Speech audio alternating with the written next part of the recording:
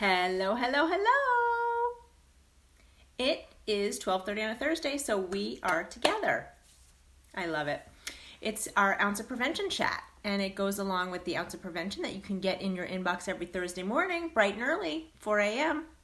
I'm actually usually awake around that time.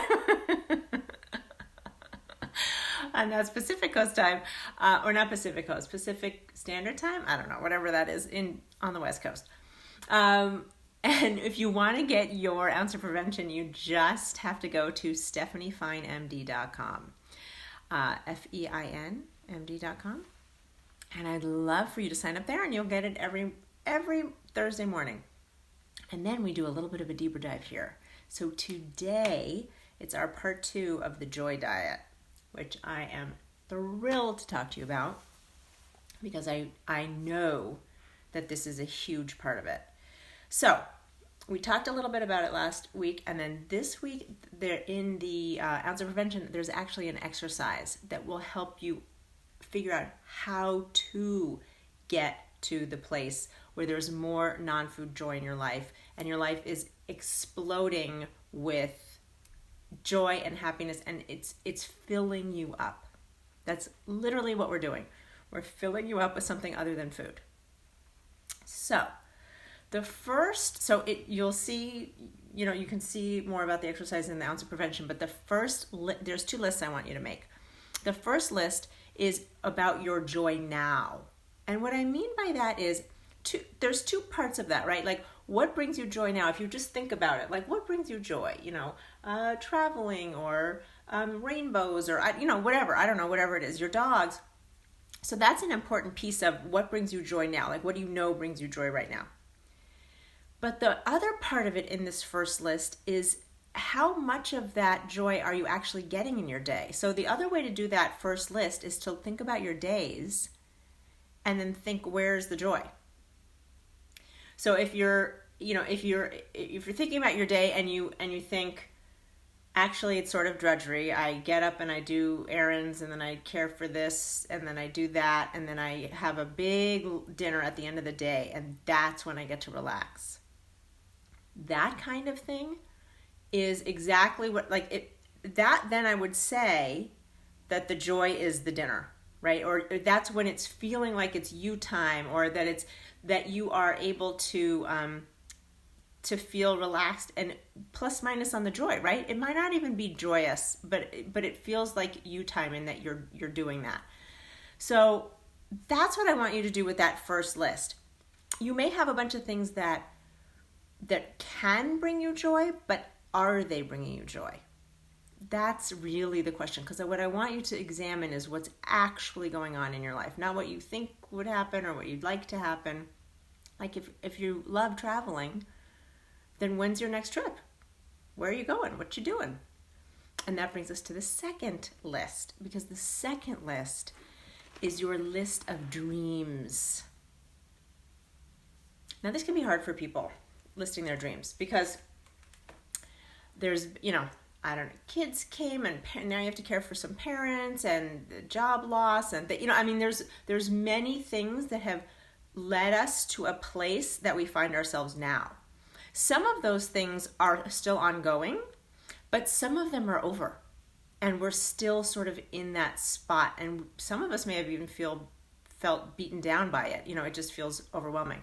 But so I invite you at this point to dream about the life you want.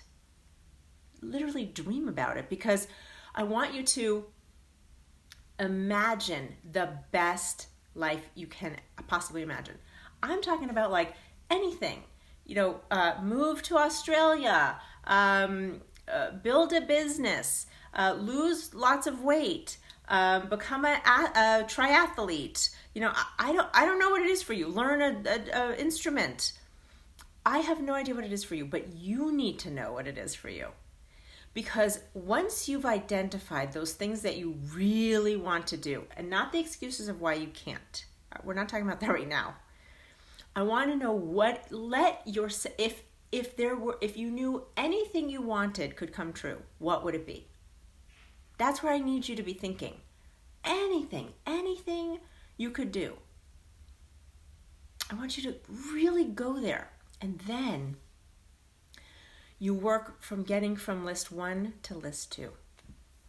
Your second list life is what I was calling it.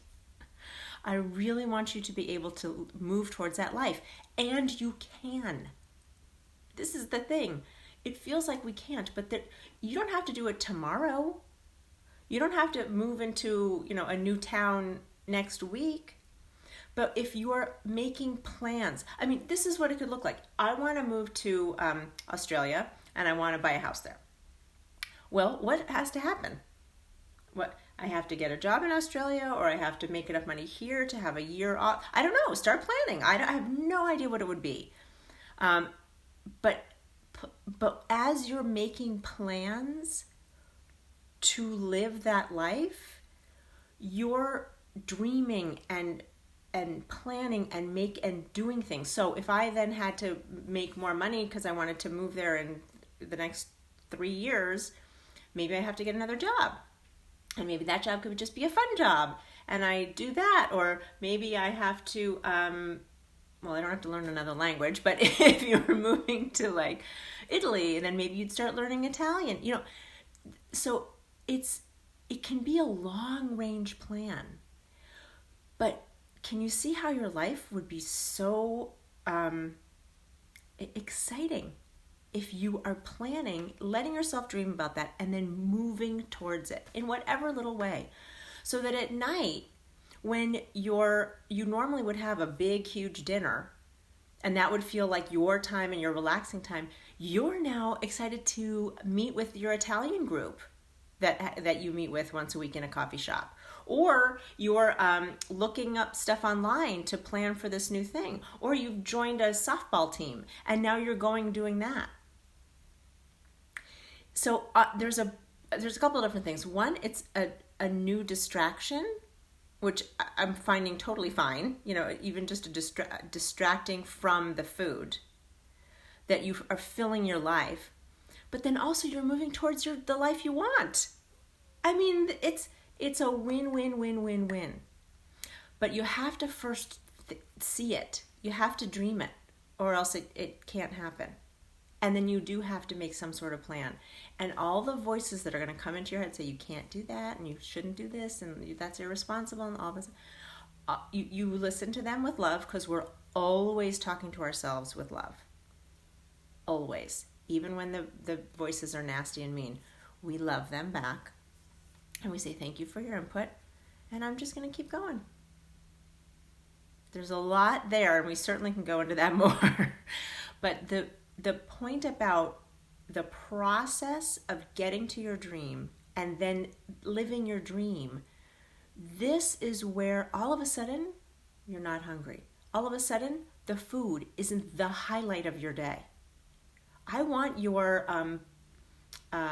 book writing to be the highlight of your day. Or if that's what you love. Or meeting friends for a movie, like a book club and a movie club. Creating one, volunteer work. But these are things that you love, so that you're thrilled to be doing them. None of these are drudgery. None of these are things you don't want. These are things you want. And that's where we're going with this. When you're moving towards things you want, making room for joy, then food isn't the only joy. Because if it's the only joy, then you're never going to not eat it in quantities that don't make sense. So before you do anything in terms of trying to lose weight, you have to examine your joy meter, see how much there is, and if there's not enough that's non-food, you have got to address that first.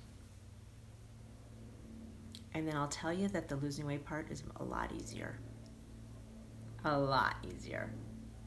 And that's what I wish for you. So do that exercise. 2 lists, where you're getting your joy right now, actually getting it, and then what's your biggest joy dream ever. And then start. But it doesn't have to be tomorrow. That's the thing. You have time. But when you have that dream and you're building that dream and it's come and you're working on it, life is good. That's what I want for you. Very good life. So I love you, and I will talk to you next week. Bye.